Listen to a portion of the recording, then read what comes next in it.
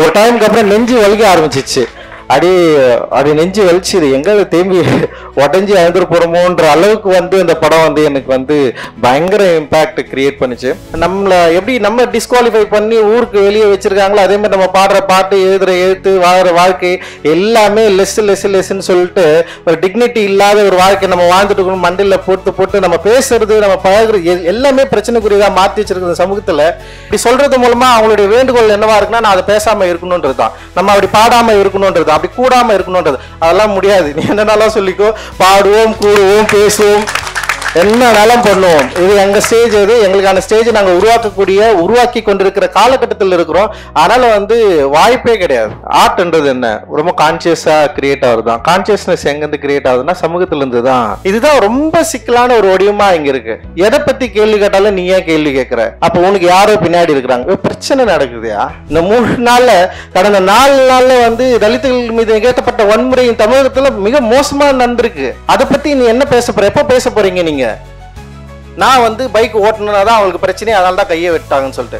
ஆனா காவல்துறை சொல்லுது அவன் வந்து பட்டப்பேர் வச்சு கூப்பிட்டா அதனால வெட்டான், பட்டப்பேர் வச்சு கூப்பிட்டதால அதை கையை வெட்டான். சரி, அதுல என்ன இப்போ? பட்டப்பேர் வச்சு கூப்பிட்டதால ஏன் கையை வெட்டுறான்? அப்ப அந்த அளவுக்கு அவன் சமூகத்தில் வந்து ஈஸியா வெட்டுற அளவுக்கு அவனுடைய நெருக்கடி என்னவா இருக்கு, அவனுக்கு பின்னாடி என்ன இருக்கு, நீ கண்டுபிடி, நீ சொல்லு. அப்ப கையை வெட்டுறது உனக்கு பிரச்சனையா இல்லையா? ஜாதியில் வெட்டான் தான் பிரச்சனையா? அப்ப இதுல 2 பார்வைகள் இருக்குல்ல, அந்த 2 பார்வையின் படி பார்த்தாலுமே அது மிகப்பெரிய குற்றம் தானே.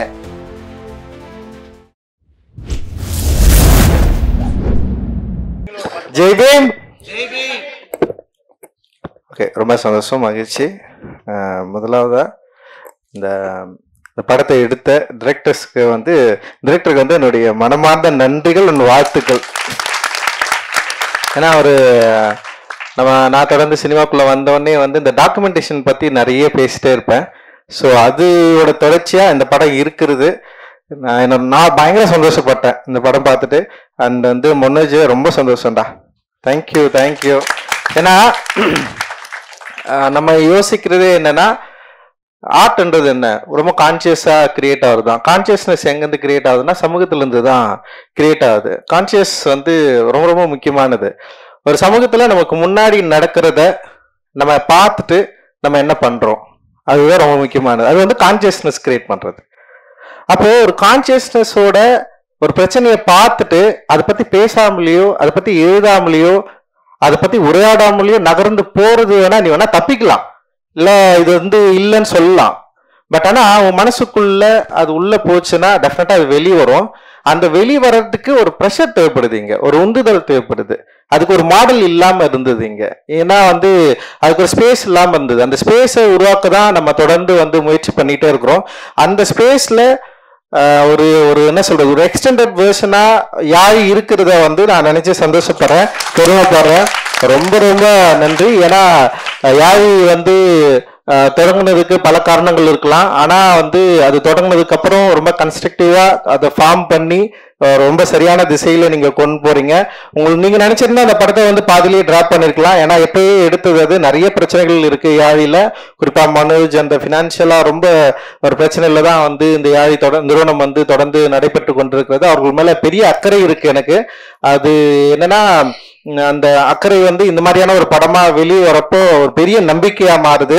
நிச்சயமா வந்து யாழி வந்து இன்னும் பெரிய விஷயங்களை செய்ய போகுது அப்படின்றது ஒரு பெரிய நம்பிக்கையை வந்து எனக்கு கொடுத்துருக்கு.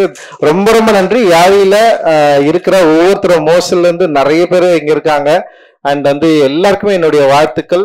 நீங்க இன்னும் நிறைய விஷயங்களை செய்யணும். அண்ட் வந்து இந்த மாதிரியான ஒரு இந்த சமூகத்தை புரிந்து கொண்டு இந்த சமூகத்தை வந்து சமூகத்து மேல ஒரு அக்கறையோட செயல்படக்கூடிய நிறைய விஷயங்களை நீங்க வந்து செய்யணும். ஆர்ட் ஏரியாவில் வந்து பயங்கரமா நீங்க விளங்கணும் அப்படின்றது என்னுடைய வாழ்த்துக்கள். செமையா இருந்தது, எனக்கு ரொம்ப பிடிச்சிருந்தது. எனக்கு என்னன்னா ஒரு டைமுக்கு அப்புறம் நெஞ்சு வலிக்க ஆரம்பிச்சிச்சு. அப்படி நெஞ்சு வலிச்சுது, எங்க தேம்பி உடஞ்சி அழுந்துட்டு போறோமோன்ற அளவுக்கு வந்து அந்த படம் வந்து எனக்கு வந்து பயங்கர இம்பாக்ட் கிரியேட் பண்ணுச்சு. ஸோ அந்த இம்பாக்ட் அப்படின்றது என்ன தெரியுமா, அதோட வறுமையை பத்தி பேசுறதோ அப்படி கிடையாது. அந்த இம்பாக்ட் எங்கன்னா, ஏன் கவனிக்கப்படாமல் விட்டோம் நம்ம, அதுதான் அந்த பெயின். வேற எதுவுமே ஏன் இவங்க கவனிக்கல, இந்த கவனிக்கிறதுக்கு என்ன தேவை இருக்கு, என்ன கிரைட்டீரியா இருக்கு என்ன கவனிக்கிறதுக்கு, என்ன இங்க ஏன் என்ன வந்து கவனிக்காம போன நீ, எதுக்கு இந்த ஃபார்ம் வந்து இந்த ஆர்டிஸ்ட் ஏன் இன்னைக்கு ரொம்ப ஒரு லீட்ல இல்ல? ஏன் இந்த ஆர்டிஸ்ட் ரொம்ப பின்னாடி போயிட்டாரு? ஏன் தெரியாமலே போயிட்டாரு? எப்படி இந்த ஆர்டிஸ்ட் முன்னாடி நிப்பாரு? ஏன் இந்த ஆர்டிஸ்ட் பாடுற இந்த வார்த்தைகள் இது ஏன் இன்னைக்கு மக்களுக்கு அவசியம் இல்லாம போச்சு? ஏன் மெயின் ஸ்ட்ரீம்ல இது உள்ள வரவே இல்லை? இது ஏன் ஒரு ஆர்ட் ஃபார்மாவை நம்ம பார்க்கவே இல்லை? அப்படின்ற பெயின் தான் எனக்கு பயங்கரமா இருந்தது. அதுதான் அப்படியே நெஞ்செல்லாம் வலிச்சுது.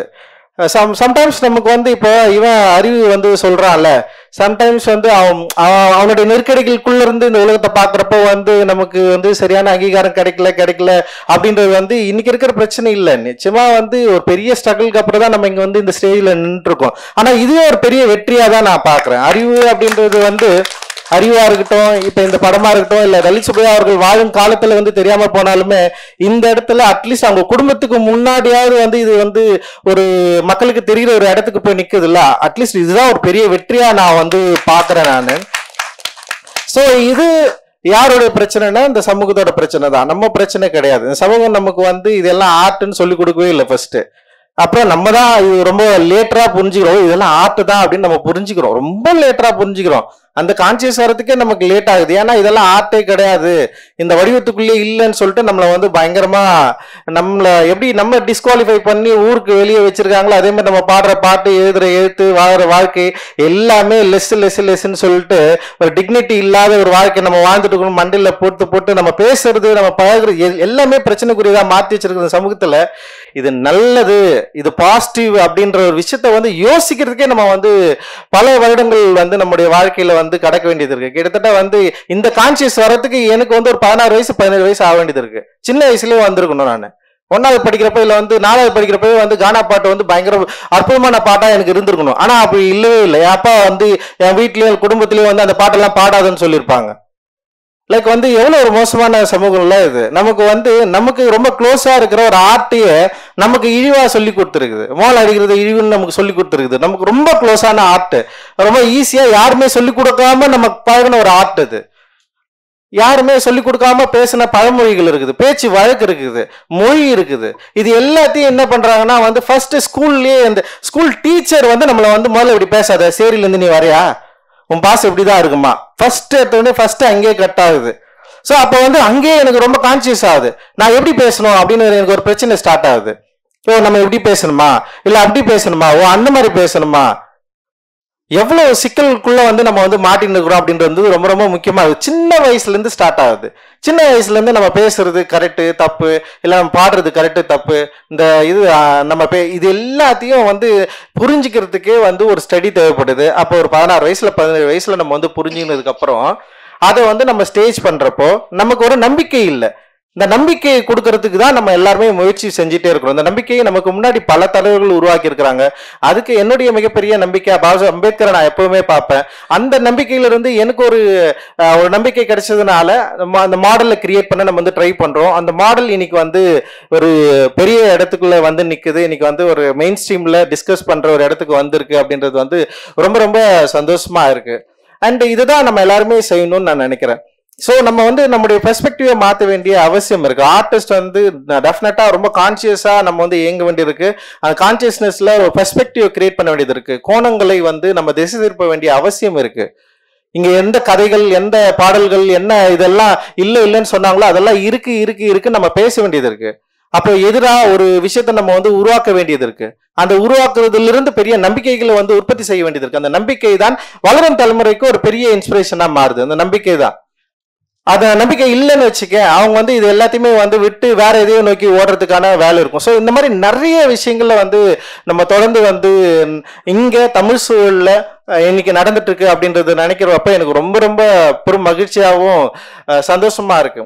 ஏன்னா இன்னைக்கு நிறைய சிக்கல்கள் இருக்கு. சாதியை பற்றி பேசுவதாலே நம்ம சாதி முத்திரை குற்றப்பட்ட ஒரு இடத்துல தான் நம்ம இருக்கிறோம். ஒரு இழிவை பத்தி பேசுறதுனாலே இவனுக்கு வேற வேலையே இல்லை, இதை வச்சு பணம் சம்பாதிக்கிறோம் அப்படின்ற சொல்ற இடத்துல தான் இருக்கும். அப்படி சொல்றது மூலமா அவங்களுடைய வேண்டுகோள் என்னவா இருக்குன்னா, நான் அதை பேசாம இருக்கணும்ன்றதுதான், நம்ம அப்படி பாடாம இருக்கணும்ன்றது, அப்படி கூடாம இருக்கணும்ன்றது. அதெல்லாம் முடியாது. நீ என்னன்னாலும் சொல்லிக்கோ, பாடுவோம், கூடுவோம், பேசுவோம், என்னன்னாலும் பண்ணுவோம். இது எங்க ஸ்டேஜ், இது எங்களுக்கான ஸ்டேஜ் நாங்க உருவாக்கி கொண்டிருக்கிற காலகட்டத்தில் இருக்கிறோம். அதனால வாய்ப்பே கிடையாது. ஏன்னா இது தலி சுப்பையா உள்ள பாடல் தான். சிங்கத்தை அது குகையில் சந்திப்பது வீரமாடான்றது எவ்வளவு பெரிய முக்கியமானது. RSSக்கு வந்து சம்பவம் செஞ்சவரு எங்க ஐயா. புரியுதா? சும்மா நம்ம எது சொன்னாலுமே வந்து பின்னாடி ஆவாருகிறான் எப்ப எவ்வளவு ஒரு அயோக்கியத்தனத்தை கிரியேட் பண்ணி தொடர்ந்து ட்ரை பண்ணிட்டே இருக்கிற. இந்த சமூகத்தில் ஒரு அசமத்துவம் இருக்குது, அதை நம்ம புரிஞ்சுக்கணும். அதை பத்தி கேள்வி கேட்டா இவன் வந்து இதுதான் ரொம்ப சிக்கலான ஒரு வடிவமா இங்க இருக்கு. எதை பத்தி கேள்வி கேட்டாலும் நீ ஏன் கேள்வி கேட்கிற? அப்ப உனக்கு யாரோ பின்னாடி இருக்கிறாங்க. பிரச்சனை நடக்குதுயா. இந்த 3 நாள்ல கடந்த 4 நாள்ல வந்து தலித்துகள் மீது நிகழ்த்தப்பட்ட வன்முறையின் தமிழகத்துல மிக மோசமா நடந்திருக்கு. அதை பத்தி நீ என்ன பேச போற? எப்ப பேச போறீங்க நீங்க? அதை பத்தி பேசினாலே வந்து யாரும் உங்களுக்கு பின்னாடி வந்து இருக்கிறாங்க.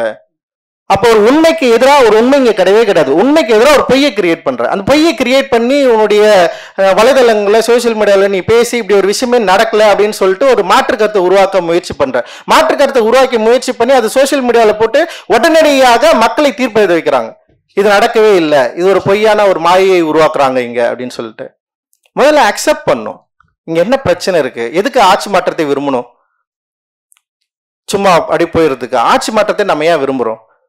ஏற்கனவே இருக்கிற ஆட்சி ரொம்ப மோசமான ஆட்சியா இருக்கிறதுனால, இங்க சமூக நீதிக்கு எதிராக இருக்கிறதுனால அப்ப ஒரு புதிய ஆட்சியை விரும்புறோம். அப்ப சமூக நீதியை கோருகிற ஒரு ஆட்சியை விரும்புறோம். அப்ப சமூக நீதியை கோருகிற ஆட்சி உள்ள வந்ததுக்கு அப்புறம் இங்க சாதிய தீண்டாமைகளும் இங்க சமத்துவத்துக்கு எதிரான ஒரு ஃபார்ம்களும் அதிகமா இருக்குதுன்னா அதை கேள்வி கேட்கிற உரிமையை முதல்ல நீங்க தரணும். அந்த கேள்வி கேட்கறோட முதல்ல எதிரியா மாத்தக்கூடாது. அந்த கேள்வியே தப்புன்னு நீங்க சொல்லக்கூடாது. கேள்வி கேட்கணும் எதிரியா மாத்துறது, கேள்வியை தப்புன்னு சொல்றது, கேள்வி கேட்கறவங்க பின்னாடி யாரோ ஒருத்தர் இருக்குதுன்னு சொல்றது, அதுக்கு ஒரு பல பொய்களை கூட்டு வந்து நிறுத்துறது. இவன் அங்க போனா நேத்து கூட நான் வந்து யாரோ ஒருத்தர் நேத்து ஒரு கேள்வி கேட்டோன்னு உடனே ஒருத்தர் எழுதுறாரு, நீ அமெரிக்கா போனப்போ எனக்கு தெரியும். அமெரிக்காவுக்கு நான் போனதுக்கும் கேள்வி கேட்டதுக்கும் என்ன வித்தியாசம்னா, ஒருவேளை அமெரிக்காவில் நான் போயிட்டு அங்க கருப்பர்கள் பட்ட இல்ல கருப்பர்கள் ஏற்படுத்திய புரட்சியை படித்ததுனால் நான் கேள்வி கேட்கிறேன். நீ அப்படியே வேணா வச்சுக்கலாம். அது சோ பிரச்சனை இருக்குது. பிரச்சனையை நம்ம வந்து புரிஞ்சுக்கிறோம். அது கான்சியஸ் அந்த தன்மையோட அணுகிறோம். அதோட பெயின் அதிகம். நீ வேடிக்கை பார்க்கறதுக்கும் அதுல அதுலயே கிட்டத்தட்ட எனக்கு என்ன 42 வயசாகுது. நான் எதுக்கு இப்போ வரைக்குமே அதை தூக்கி சொம்மந்துங்கன்னு பேசிக்கின்னு தொடர்ந்து வந்து காலையில் எழுந்தவனே வந்து அவனை வெட்டான் இவனை வெட்டான் ரத்தத்தை பார்த்துக்கிட்டு கையை வெட்டான்னு சொல்லிட்டு எவ்வளவு அது கேட்குறப்போ மண்டை என்ன வலிக்கும்னு யாருக்காவது எப்பயாவது யோசிச்சிருப்பீங்களா நீங்க? அந்த யோசனையிலிருந்து ஒரு கோவம் வருதுன்னா அந்த கோவத்தை கூட உன்னால புரிஞ்சுக்க முடியலன்னா அப்புறம் நீ எனக்கு என்ன விடுதலை வாங்கி தந்துட முடியும்? அப்ப எனக்கான விடுதலையை நான் கோருவேன்ற. எனக்கான விடுதலையை நான் பெற வேண்டிய காலகட்டம் இது. அப்போ எனக்கான விடுதலையை கோருகிற இடத்துல நான் இருக்கிறப்போ என்னுடைய மொழியில எனக்கு தேவையானதை நான் டிமாண்ட் பண்ணுவேன். அந்த டிமாண்டுக்கு நீ எந்த பேர்னாலும் வச்சுக்கோ. இதுக்கு பின்னாடி ஆவா இருக்கிறாயோ எதனால சொல்லிக்க, அதை பத்தி எனக்கு கவலையே கிடையாது. எங்களுடைய குரலுடைய அடர்த்தியை உருவாக்கணும். அதுதான் ரொம்ப முக்கியமானது. இந்த அடர்த்தி ரொம்ப ரொம்ப அவசியமானது. நீ யோசிச்சு பாரு, இத்தனை நூற்றாண்டுகள் கழிச்சும் கூட வந்து தொடர்ந்து இங்க பிரச்சனை இன்னைக்கு வந்து ரொம்ப இயல்பா இருக்கு. இன்னைக்கு நான் வந்து ஒரு 4 நாள் 5 நாள் வந்து அங்க தென் மாவட்டங்கள் சைடு தான் போயிட்டு வந்துருக்கேன் நான். ஸோ வந்து ரொம்ப இயல்பா இருக்கு, தெருவா இருக்கு. இதை மாற்றுவதற்கு நம்மகிட்ட என்ன திட்டம் இருக்கு? இதை நம்ம என்ன பண்ண போறோம்? இங்க இருக்கிற சாதி வேறுபாடுகளை களைவதற்கு நம்ம என்ன செய்ய போறோம்? ஆக்கப்பூர்வமான யோசனைகளை நோக்கி நம்ம நகரணும் இல்லையா? ஏன் இந்த ஆக்கப்பூர்வமான சிந்தனைகளும் யோசனைகளும் இல்லை? நலத்திட்டங்கள் வழங்குவதன் மூலமாக இங்க இருக்கிற பிரச்சனைகளை வந்து நம்மளால வந்து ஒழிச்சிட முடியுமா? ஒரு பிரச்சனை நடக்குதுன்னா ஒரு பிரச்சனை நடக்குது, அந்த பிரச்சனை எப்படி கையாளணும்னு ஒரு யுக்தி இருக்குது. அந்த கையாளுறது மூலமா இதை வந்து உடனடியா அந்த பிரச்சனைக்கு ஒரு தீர்வை வந்து நம்மளால முன்வைக்க முடியாது. ஏன்னா அரசாங்கம் உடனடியா ஒரு பிரச்சனையை வந்து கையாளுறது மூலமாக அந்த பிரச்சனையை வந்து எப்படி வந்து ஹேண்டில் பண்ண மூலமாக ஒரு விஷயத்தை வந்து ஒரு பாசிட்டிவான இடத்த வந்து நோக்கி நகரலாம். ஆனா என்ன நடக்குது இங்க? உடனே அந்த பிரச்சனை அதனால நடக்கல, இது வேற ஒரு பிரச்சனையால நடந்தது. அந்த பையன் புல்லட்ல போனா கையை வெட்டாங்க. அவன் ரொம்ப கிளியரா சொல்ல, பாதிக்கப்பட்டவனுடைய குரல் வந்து ரொம்ப கிளியரா இருக்குது, ஓப்பனா இருக்கு. நான் வந்து பைக் ஓட்டணும்னாதான் அவங்களுக்கு பிரச்சனை, அதனால தான் கையை வெட்டாங்கன்னு சொல்லிட்டு. ஆனா காவல்துறை சொல்லுது அவன் வந்து பட்டப்பேர் வச்சு கூப்பிட்டா அதனால வெட்டான், பட்டப்பேர் வச்சு கூப்பிட்டதுனால அவன் கையை வெட்டான். சரி, அதுல என்ன இப்போ? சோ பட்டப்பேர் வச்சு கூப்பிட்டதால ஏன் கையை வெட்டுறான்? அப்ப அந்த அளவுக்கு அவன் சமூகத்தில் வந்து ஈஸியா வெட்டுற அளவுக்கு அவனுடைய நெருக்கடி என்னவா இருக்கு? அவனுக்கு பின்னாடி என்ன இருக்கு? நீ கண்டுபிடி, நீ சொல்லு. அப்ப கையை வெட்டுறது உனக்கு பிரச்சனையா இல்லையா? ஜாதியில வெட்டான் தான் பிரச்சனையா? அப்ப இதுல 2 பார்வைகள் இருக்குல்ல, அந்த 2 பார்வையின்படி பார்த்தாலுமே அது மிகப்பெரிய குற்றம் தானே. அந்த குற்றத்துக்கு முதல்ல தீர்வை தேடாம முதல்ல சமூக என்ன சொல்றது, சோசியல் மீடியாவில் உடனே அந்த செய்தியை இதனால் நடக்கவில்லை அப்படின்னு சொல்லிட்டு மக்கள் கிட்ட சொல்லி உடனே தீர்ப்பு எழுதணும். சோசியல் மீடியாவில் தீர்ப்பு எழுதிட்டா அது குற்றத்திலேயோ இல்லை வழக்கு மன்றத்திலேயோ என்ன ஆகுதோ அதை பத்தி கவலையே கிடையாது. ஃபர்ஸ்ட் உடனடியா அரசு இது இந்த மாதிரி ஒரு சாதி பிரச்சனை இங்க நடக்கல அப்படின்றது காட்டுறது மூலமா நீங்க என்ன விரும்புறீங்க நீங்க அப்படின்ற ஒரு கேள்வி இருக்குல்ல. இங்க இதுக்கு யார் பதில் சொல்ல போறா?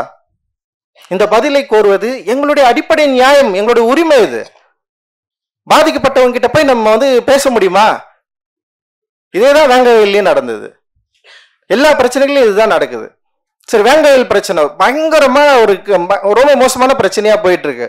அப்படி இருக்கிறப்போ நடுவர் மன்றத்துக்கு போயிடுச்சு. அங்க இன்னும் தீர்ப்பு அதாவது விசாரிக்கல, வெறும் குற்றம் சாட்டப்பட்டிருக்கு. சிபிஐ அவங்க என்ன பண்றாங்கன்னா சிபிசிஐடி தானே, சிபிசிஐடி என்ன பண்றாங்க, விசாரிக்கிறாங்க, ஒரு குற்றப்பத்திரிகை சமர்ப்பிக்கிறாங்க. அப்ப யார் குற்றம் சாட்டினாங்களோ அவங்க தான் குற்றவாளிகள்னு சொல்லிட்டு அவங்க ஒரு அறிக்கை சமர்ப்பிக்கிறாங்க. ஆனால் அதுக்குள்ள என்ன நடக்குதுன்னா, சோசியல் மீடியாவில் அந்த நியூஸை எல்லாத்தையும் ஸ்ப்ரெட் பண்றது, அவங்க பேசின வீடியோக்களை லீக் பண்றது, அதை பண்றது எல்லாத்தையும் பண்ணி விட்டு இப்போ அவங்க தான் யார் குற்றம் சாட்டினார்களோ அவர்கள் தான் குற்றவாளிகள் அப்படின்ற ஒரு தீர்ப்பை மக்களை எழுத வைக்கிறதுக்கு ஒரு யோசனை இருக்குல்ல. அப்ப நடுவர் மன்றம் எதுக்கு? அப்ப நீதிமன்றம் எதுக்கு? அப்ப ஏன் அரசு நீதிமன்றத்தில் போயிட்டு அறிக்கை தாக்கல் செய்யணும்? சிபிசிஐடி அது மக்கள்கிட்டே தாக்கல் செஞ்சுட்டு போயிடலாமே. அப்போ நீதிமன்றத்தில் ஒரு தீர்ப்பு வரும் வரை குற்றம் அதாவது விசாரிக்கிற வரை இவங்களால காத்துட்டு இருக்க முடியாது. உடனே தீர்ப்பு எழுதி முடிச்சிடணும். தலித்துகள் தான் இங்க குற்றவாளிகள், வன்கொடுமை சட்டத்தை இவர்கள் தவறாக பயன்படுத்துகிறார்கள். இப்ப இங்கதான் வருது, தொடர்ந்து சுத்தி இந்த இடத்துல நின்னுச்சு இன்னைக்கு. அப்போ இங்க ஒரு பெர்ஸ்பெக்டிவை கிரியேட் பண்றாங்க, ஒரு கோணத்தை உருவாக்குகிறார்கள். அதை யாருன்னா பாதிக்கப்பட்டவர்களே குற்றவாளிகளாக மாற்றுகிற ஒரு இடத்துல நிக்குது. ஸோ இந்த விஷயத்த நம்ம எப்படி ஹேண்டில் பண்ண போறோம்? நமக்கு என்ன பொறுப்பு இருக்கு? நமக்கு என்ன சவால் இருக்கு? இதை நம்முடைய சக நண்பர்கள்கிட்ட எப்படி நம்ம பேச போறோம்? எப்படி இதை டிஸ்கஸ் பண்ண போறோம்? ஸோ இங்க எல்லாருமே தலித்துகள் மட்டும் இல்லை அப்படின்றது நான் முழுசா நம்புறேன். நிறைய நான் தலித் தோழர்கள் நம்ம இருக்கிறோம். ஸோ இதை நம்ம புரிஞ்சு மெயின் ஸ்ட்ரீம்ல இதை பேசுறதுக்கான ஒரு ஸ்பேஸை நம்ம கிரியேட் பண்ணோம். ஃபர்ஸ்ட் ஒரு அரசுக்கு எதிராக இங்க குரல் கொடுப்பதே குற்றம் நினைக்க கூடாது. இந்த அரசு ஏற்கனவே இருந்த அரசு மாற்றமடைந்து இந்த அரசு வேணும்னு எல்லாரும் விரும்பினவங்க தான் நம்ம எல்லாருமே. அப்படி இருக்கிறப்போ ஒரு பிரச்சனை நடக்குதுன்னா அந்த பிரச்சனை பற்றி நம்ம முன்வைக்கிறப்போ அந்த பிரச்சனையுடைய சாரத்தை, பிரச்சனைக்குள்ள பின்புலத்தை சரியா புரிந்து கொள்ளக்கூடிய மனநிலையை இங்க இருக்கிற அரசு அதிகாரிகளும் அரசு அலுவலர்களும் இங்க இருக்கிற அரசும் அதை அக்செப்ட் பண்ற இடத்துக்கு மூவ் ஆகணும். அதை விட்டு எல்லாத்தையும் ஒரு தவறாகவும் குற்றமாகவும் ரொம்ப ப்ரிவென்டாகவும் பார்த்தோம்னா இங்க ஒரு ஹெல்த்தியான டிஸ்கஷன் உருவாக்குறதுக்கான வாய்ப்பே இல்லைல்ல. இங்க அப்போ கேள்வி கேட்குறேன் எல்லாருமே அவர்களுக்கு ஒரு பட்டப்பெயரை வைக்கிறது, இவர்கள் இதனால் செயல்கள் அப்படின்னு சொல்றது. அப்ப இந்த மோசமான சூழலை கட்டுப்படுத்தக்கூடிய இல்லை இது புரிந்து கொள்ளக்கூடிய ஒரு இடத்துக்கு நம்ம மூவ் ஆகணும். இங்க இருக்கிற யங்ஸ்டர்ஸ் எல்லாருக்கிட்டே நான் அதுதான் நான் உங்ககிட்ட கேட்டுக்கிறேன். ஸோ நம்ம எல்லாருமே ஆர்டிஸ்ட், இது மாதிரி ஒரு ஜோனு, இந்த மாதிரி தலித் சுபையா மாதிரியான ஒரு பேரறிஞருடைய ஒரு நிகழ்வுல நம்ம கூடுறப்போ இன்னைக்கும் இருக்கிற அவர் காலத்துல எந்த அளவுக்கு வீரியமா இந்த சாதியை எதிர்த்து இந்த சமூகத்தில் இருக்கிற பாகுபாடை எதிர்த்து பாடிக்கொண்டிருந்தாரோ அதை விட வீரியமா இன்னைக்கு நடந்துட்டு இருக்கு. இந்த கடந்த 4 நாள் 5 நாள்லாம் ஒரு worst எக்ஸ்பீரியன்ஸ். திடீர்னு நேற்று காலையில் எழுந்து பார்த்தா தேனியில் ஒரு பையன் செத்துட்டான். அவன் அந்த டாய்லெட்ல அவ்வளோ ரத்தம் இருக்கு. இன்னைக்கு வரைக்கும் அந்த பையனை வாங்காம போராடிட்டு இருக்காங்க மக்கள், அந்த உடலை வாங்காம. புரியல இது எப்படி நம்ம கட்டுப்படுத்த போறோம் அப்படின்னா இது ஒன்லி தலித்ஸ் மட்டும் பேசினா அது சரியாயிடுமானா கிடையாது. நான் தலித்ஸ் உள்ள வரணும். இந்த பிரச்சனையை நம்ம சரியா புரிஞ்சுக்க ஆரம்பிக்கணும். இங்க இருக்கிற கூடிய அடையாளங்களை விட்டு நம்ம வெளிவரத்துக்கு நம்ம முயற்சி பண்ணணும். அப்ப இந்த இருக்கிற சாதி அடையாளங்களை நீங்க தயவு செஞ்சு உங்களுடைய மனசாட்சி தொட்டு சொல்லுங்க. உங்க குடும்பங்கள் சாதியா இல்லைன்னு, உங்க குடும்பங்கள்ல சாதி ப்ரைடு இல்லைன்னு, உங்க உறவுகள் சாதியா இல்லைன்னு, உங்களுடைய சடங்குகள் சாதியா இல்லைன்னு, அப்புறம் எந்த நம்பிக்கையில நீங்க பேசுறீங்க? இப்பெல்லாம் ஜாதியை பாக்குறது இல்லைன்னு. ஏன் நீ தொடர்ந்து ஜாதி பத்தியே பேசிட்டு இருக்கிற? இப்பெல்லாம் ஜாதின்றது ஒண்ணுமே இல்லை. எப்படி நீங்க சினிமாவில் கொண்டு வரீங்க? நீங்க ஏன் பாட்டுல வைக்கிறீங்க? நீங்க அதில் வைக்கிறீங்க? புரியல. ஒரு உண்மையா புரிஞ்சுக்கிறதுல உங்களுக்கு என்ன பிரச்சனை இருக்குன்னு நான் கேட்கிறேன். நீங்கள் அறிவுடையவர்கள் தானே இருக்கிறீங்க, கான்சியஸோட தானே இருக்கிறீங்க. ஒரு தொடுதல் உணர்வோடு தானே இருக்கிறீங்க. ஒரு பேசுறது உங்களுக்கு வந்து கேட்குது இல்ல, உங்களால பேச முடியுது இல்ல. அப்போ ஒரு பிரச்சனையா புரிஞ்சுக்கிறதுல என்ன பிரச்சனை இருக்கு உங்களுக்கு? இங்க வந்து எதிர்த்தரப்பு நீதான் குற்றவாளி அப்படின்ற இடத்துல நம்ம இங்க பேசவே இல்லை. இதோட சென்சிட்டிவ்னஸை புரிஞ்சுக்கணும். இன்னைக்கும் வந்து தலித் இளைஞர்கள், அதாவது ஒரு பையன் வந்து அவன் வந்து மலேசியாவில் இப்போ வந்து படிக்க போகிறான். இதே அரசால வந்து அவனுக்கு வந்து ஸ்காலர்ஷிப் கிடைச்சிருக்கு. ஒரு கிட்டத்தட்ட 36 லட்சம் ரூபாய்க்கு அவன் ஸ்காலர்ஷிப் கிடைச்சிருக்கு. அவன் போகிறான். ஆனால் போகிறதுக்கு முன்னாடி என்கிட்ட சொல்கிறான், ஆனால் என் ஊருக்குள்ளே என்னால் போக முடியலன்னு சொல்கிறான். சின்ன பையன் அவன். ஏன்னா அவங்க அப்பா அவனை அடித்து மண்டையில் அடித்து அவன் ஹாஸ்பிட்டலில் இருந்து அவங்க அப்பாவை இன்னைக்கு வரைக்கும் ரெக்கவரி ஆகாமல் அவங்க அப்பா இருக்காரு. அவன் வந்து ரொம்ப வேதனைப்பட்டு பேசுகிறான். அந்த வேதனைக்கு என்கிட்ட என்ன பதில் இருக்கு? வாடா போயிட்டு அடிச்சிடலாம் வெட்டிடலான்னு என்னால் சொல்ல முடியுமா? நான் என்ன சொல்லுவேன்? நீ எங்கடா போற? படிக்கிறதுனாடா போற? நீ போ, மலேசியா போ. அந்த நீ அவன் இத்தனைக்கும் வந்து பிஹெச்டி பண்ண போறான்னு நினைக்கிறான்.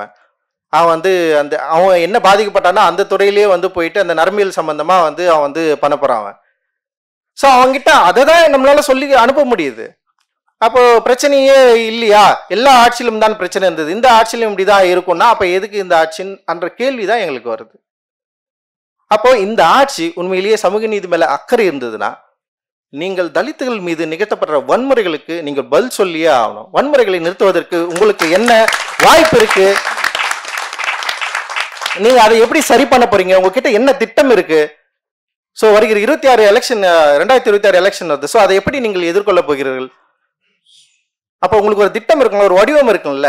ஸோ அந்த வடிவம் அதிகாரத்தை கைப்பற்றுவதற்கு மட்டும்தானா, இல்லை அதிகாரத்தை கைப்பற்றுவதன் மூலமாக இங்க இருக்கிற அசமத்துவத்தை அழிப்பதற்கான வேலையை செய்வதா அப்படின்றது ரொம்ப முக்கியமானது.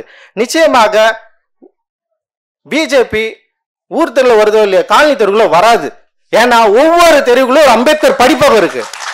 நல்லா புரிஞ்சுக்கணும். RSSக்கு அடிப்படை எதிரிகளே அம்பேத்கரவாதிகள் தான். ஒவ்வொரு காலனிலையும் ஒரு படிப்பகத்தை வச்சிருக்கிறோம், ஒரு அம்பேத்கர் படிப்பகம் இருக்கு. ஒவ்வொரு குழந்தைகள் கிட்டே அம்பேத்கர் பத்தி சொல்றோம். அம்பேத்கர் என்ன பேசினார், வாசப்பர் என்ன விரும்பினாரு, இந்த சமூகத்தை என்ன மாற்றம் அடைய செஞ்சாருன்னு சொல்லிட்டு ஒவ்வொரு இடத்துல இன்ஸ்டிடியூஷன் கிரியேட் பண்றோம், படிக்க வைக்கிறோம் குழந்தைங்களை. ஒவ்வொரு திருமணத்திலையும் ஒவ்வொரு கல்யாணத்திலையும் வந்து ஒவ்வொரு நிகழ்ச்சியிலும் வந்து புத்தரை வந்து பிரைஸ் பண்றோம், கொடுக்குறோம், புத்தரை கொடுக்குறோம், அம்பேத்கரை கொடுக்குறோம், புத்தகங்களை கொடுக்குறோம். இது ஒரு கல்ச்சராகவே இருக்கு இங்க. இங்க வந்து தப்பே இல்லையா? இங்க எவனுமே இருக்கிறார்கள், ஒரு சில பேர் இருக்கிறாங்க. அதை மீறி ஒரு கல்ச்சராகவே இங்க வந்து இந்த சாதிக்கு எதிராகவும் இங்க இருக்கிற இந்துத்துவத்துக்கு எதிராகவும் பார்ப்பினத்துக்கு எதிராகவும் அடிப்படையில செயல்பட்டு கொண்டு இருக்கிறோம். ஆனால் மற்ற தோழர்கள் இல்லையா, உடனே கேள்வி கேட்பாங்க, நீங்க மட்டும் தான் இருக்கிறீங்களா? அப்படி இல்ல, இருக்கிறீங்க. பட் ஆனா இங்க இருக்கிற பிரச்சனையுடைய வீரத்தை நம்ம சரியா புரிஞ்சுக்கணும்னு சொல்றோம். அப்போ ஒவ்வொரு பகுதியிலும் நம்ம படிப்பங்களை உருவாக்க வேண்டிய தேவை இருக்கு. பெரியார் படிப்பங்களை உருவாக்க வேண்டிய தேவை இருக்கு. அம்பேத்கர் படிப்பங்களை ஊர் தெருவில் உருவாக்க வேண்டிய தேவை இருக்கு. இவங்க ரெண்டு பேரையும் வந்து நம்ம கொண்டு போய் சேர்க்க வேண்டிய தேவை இருக்கு. இன்னும் எத்தனை நூற்றாண்டுகளுக்கு நமக்குள்ள வந்து சாதி வேறுபாடோட இங்க வந்து அசமத்தோட வாழ்ந்துருக்கணும்னு நம்ம விரும்புறோம்? இன்னும் எத்தனை நாளுங்க? எத்தனை பேர் ஊர் தெருவுல இருந்து வரீங்க? என்னைக்காவது காலனி தனியா இருக்குது, காலனியில இவ்வளவு பிரச்சனை இருக்குதுன்னு நம்ம என்னைக்காவது யோசிச்சிருக்கோமா? பயங்கரமான மன உளவியல் சிக்கல் அது. உங்களுக்கு தெரியாது. ஊரே ஒன்னு சேர்ந்து கூட அப்படி கொண்டாடிட்டு இருக்கிறப்ப வந்து ஒருத்தன் வெளியே நின்று வேடிக்கை பார்க்கறப்ப இருக்கிற பெயின் வந்து உங்களுக்கு எப்ப புரிய போகுது? புரியாது. அது தனியா அப்படி நிக்க வச்சு தனியா ஒரு இடத்துல உட்கார வச்சு சோறு போடுறதுல இருந்து அந்த பஸ் ஸ்டாண்டை யூஸ் பண்ண பொதுவை வந்து பயன்படுத்துறதுல இருந்து பல சிக்கல்கள் இருக்கு. நகரத்துல வந்து அப்படி நம்மளால வந்து வெளிப்படையா பார்த்துட முடியாது. வெறும் என்ன சொல்றது, விசிபிளா இல்லை. இங்க ரொம்ப ரொம்ப விசிபிளா இங்க சென்னையில பக்கத்துல வெறும் 15 கிலோமீட்டருக்கு தாண்டி போனாங்களே இருக்கு. இங்க ரொம்ப விசிபிளா இருக்கு. அப்போ முதல்ல இங்க இருக்குது அப்படின்றத நம்ம புரிஞ்சுக்கணும். நான் திருப்பி அதான் சொல்றேன். சாதி சாதி சாதின்னு பேசிட்டே இருக்கணும். உன்னால அதனால பிரச்சனை இல்லை, எனக்கு பிரச்சனை இருக்கு, நான் பேசிதான் தீருவேன். ஏன்னா அதனால நான் இன்னும் பாதிக்கப்பட்டிருக்கிறேன். இன்னைக்கும் என்னோட சகோதரன் வெட்டப்படுறான், என்னோட சகோதரி வெட்டப்படுறா, காதலிக்கு வெட்டப்படுறான். அவ்வளவு பிரச்சனை நடந்துட்டு இருக்குங்க. அப்ப நான் பேசாம வேற யார் பேசுறது? நாங்கள் பேசாமல் யார் பேசுவது? நாங்கள் பாடாமல் யார் பாடுவது? சோ இத புரிந்து கொள்ள அட்லீஸ்ட் வேண்டுகோளே இதுதான். இதை புரிந்து கொள்ள முயற்சி செய்யுங்கள். நீங்க புரிஞ்சிக்க முயற்சி பண்ணாதான், நாம இதை புரிஞ்சிக்க முயற்சி பண்ணாதான் இதை எப்படி சால்வ் பண்ணலான்ற இடத்துக்காக போய் நகர முடியும். ஆனா இங்க என்ன நடக்குதுன்னா, புரிந்து கொள்வதற்கு முன்னாடி இப்படி இல்லவே இல்லைங்க. இது இப்படி ஒரு பொய்யை வந்து உருவாக்குறாங்க. இது ஒரு மாயை. இது அப்படியெல்லாம் ஒண்ணுமே கிடையாது. இது எப்பவே ஒழிஞ்சிச்சு. ஒழியில ஒழிக்க வேண்டிய தேவை இருக்கு. அந்த தேவையை குறித்து தான் எங்களுடைய ஆர்ட் வந்து பேசுது, எங்களுடைய வாய்ஸ் வந்து பேசுது. நாங்க அதை தொடர்ந்து வந்து பேசுகிற ஒரு இடத்துல இருக்கிறோம். நாம் பேச வேண்டிய தேவை இருக்கு, நம்ம எல்லாரும் ஒன்று சேர்ந்து பேச வேண்டிய தேவை இருக்கு. அப்படிதான் யாழி உள்ள வந்திருக்கு, அப்படிதான் நிறைய நிறுவனங்கள் உள்ள வந்திருக்கு. இப்ப நீலம் கூட சேர்ந்து வந்து ஒர்க் பண்றாங்கன்னா இதெல்லாம் தெரியாமல நிறைய பேர் வந்து ஒர்க் பண்ணுவாங்க, தெரியாம நிறைய பண்ணிக்கிறாங்க. நிறைய பேருக்கு வந்து எங்க கூட சேர்ந்து ஒர்க் பண்றதுக்கு அவசியமே இல்லை. திரைப்படங்களா இருக்கட்டும், நடிகர்களா இருக்கட்டும், நிறைய பேர் வந்து நீலம் கண்டென்ட்ல வந்து இந்த மாதிரியான கதை அமைப்புகள்ல வந்து உள்ள சேர்ந்து ஒர்க் பண்றதுல நிறைய பிரச்சனை இருக்கு. ஆனா அதை மீறி இன்னைக்கு சக்சஸ்ஃபுல்லா போயிட்டு இருக்கு நீலம். ஏன்னா இந்த கருத்தை புரிந்து கொண்டிருக்கிற நிறைய நாந்தலி தோழர்கள் எங்களோடு இருக்கிறார்கள். அம்பேத்கரத்தை சரியாக புரிந்து கொண்ட நிறைய தோழர்கள் எங்க கூட இருக்கிறாங்க. அவங்களோட சேர்ந்துதான் இதை நாங்க பண்ணிட்டு இருக்கிறோம். இதை நம்ம பண்ணிட்டு இருக்கிறோம். இங்கிருந்து பார்க்கணும், இதுதான் ரொம்ப ரொம்ப முக்கியமானது. திருப்பி திருப்பி மேலிருந்து கீழே பார்க்கறது, கீழே இருந்து மேலே பாருணும். இதோட பெர்ஸ்பெக்டிவ் பயங்கர வித்தியாசமானது. மேல இருந்து பாக்குற கோணமும் கீழே இருந்து பாக்குற கோணமும் ரொம்ப பயங்கரமா இருக்கு. கீழே இருந்து பாக்குறப்போ இப்படி இருக்கும் இமேஜ், மேல இருந்து பாக்குறப்போ இப்படி இருக்கும். அதுவே வந்து அப்ப இந்த இமேஜை நம்ம மாற்ற வேண்டிய தேவை இருக்கு, இந்த பெர்ஸ்பெக்டிவ் மாற்ற வேண்டிய தேவை இருக்கு. நம்ம மேல ஏற வேண்டிய தேவை இருக்கு, மேல ஏறி இந்த பள்ளத்தை வெட்டி நிரப்ப வேண்டிய தேவை இருக்கு. ஸோ அதை நிரப்ப வேண்டிய தேவையை இங்க இருக்கிற எல்லா தோழர்களும் சரியா செஞ்சுட்டு இருக்கிறோம் அப்படின்னு நான் நினைக்கிறேன். இந்த கருத்து வெளியில் இருக்கிற தோழர்கள், இதன் மீது முரண்பாடு உள்ள தோழர்கள் அண்ட் இதன் எதிர்கருத்து உள்ள தோழர்கள், இவர்களுக்கு வந்து போய் சேரணும்னு தான் இந்த வாய்ப்பை நான் வந்து பயன்படுத்திக்கிட்டேன். பொதுவா என்ன சொல்றது, நான் வெடிக்கிறதுக்கு முன்னாடியே வந்து என்னுடைய என் குரல் மாதிரியே வந்து அறிவு வந்து பயங்கரமா ஃபாஸ்டா அதே பேசிட்டு இருந்தான். என்ன மாதிரியே இருக்கிறான். இன்னொரு 3 வருஷத்துல கொஞ்சம் பக்கம் போட்டுருவான்னு நினைக்கிறேன். ஏன்னா இப்பதான் லைட்டா அடி வாங்க ஆரம்பிச்சிருக்கிறான். ஸோ நான் என்ன சொல்றேன்னா, நம்மளாம் எவ்வளவு நாளும் தாங்குவோம். ஏன்னா வந்து அப்படியேப்பட்ட பரம்பரையில இருந்து வந்துருக்கிறோம். அதனால வந்து அடி தாங்குறதும் சரிதான், திருப்பி கொடுக்கறதும் சரிதான், வெயிட்டா கொடுத்துடணும், அதுதான் மேட்ரு. அதனால வந்து நம்ம எல்லாரும் வந்து பண்ண போறோம், நிறைய ஒர்க் பண்ணுவோம் அண்ட் இந்த ஸ்பேஸை கரெக்டாக யூஸ் பண்ணிப்போம். அண்ட் வந்து உண்மையிலே சுபையா தலித் சுபையா தோழர் அவர்களுக்கு உறுதுணையா இருந்த அவர்களுடைய தோழர்களை பார்க்குறப்போ உண்மையிலே பயங்கரமான மகிழ்ச்சியும் பெரிய சந்தோஷமா இருக்கு. இந்த கலைஞர்களை நம்ம தவற விட்டுட்டோம், அவங்க வாழும் காலத்திலேயே நம்ம வந்து மக்கள்கிட்ட கொண்டு போய் சேர்க்காம விட்டோன்ற ஒரு பெரிய குற்ற என்ன சொல்றது, ஒரு மாதிரி பயங்கர கில்ட்டியா இருக்கு இதை பார்க்குறப்போ. அண்ட் வந்து நீலம் வந்து ரொம்ப சீரியஸா இதை எடுக்கணும்னு நான் நினைக்கிறேன். இந்த தோழர்களை வந்து இன்னும் வந்து ஸ்டேஜுக்கு உள்ள கொண்டு, அதாவது கவனிக்கப்படாத நிறைய தோழர்கள் இது மாதிரி இருக்கிறாங்க, நல்ல பல கலை வடிவங்கள் இருக்கிறாங்க, அவங்கள வந்து முன்னாடி கொண்டு வரணும் அப்படின்னு நான் நினைக்கிறேன். இதுக்கு நீங்க எல்லாரும் உறுதுணையா இருக்கணும். உங்களுக்கு தெரிந்த தோழர்களை வந்து நீங்க நீலங்க வந்து நீங்க சொல்லலாம், சஜஸ்ட் பண்ணலாம். நம்ம வந்து அவங்கள வந்து ஒவ்வொரு முறை நிகழ்வுகள் நடக்கிறப்ப வந்து அவர்களை வந்து நம்ம வந்து மக்களுக்கு அறிமுகப்படுத்தி சரியான வகையில கொண்டு போய் சேர்க்க வேண்டியது நம்முடைய கடமையா நான் வந்து பாக்குறேன். நம்ம எல்லாரும் சேர்ந்து செய்யணும். ஒரு தலித் சுபையா தோழர்களை நம்ம வந்து இழந்துட்டோம், பல தலித் சுபையா தோழர்கள் இங்க இருக்கிறாங்க. அவர்களை வந்து மக்களுடைய நெருக்கமா அசோசியேட் பண்ற அளவுக்கான ஒரு வேலையை நம்ம வந்து செய்யணும் அப்படின்றதுதான் இந்த நிகழ்வுல உங்ககிட்ட வந்து நான் விரும்பி வேண்டி கேட்டுக்கொள்கிறேன். மகிழ்ச்சி. ஜெய் பீம். நன்றி.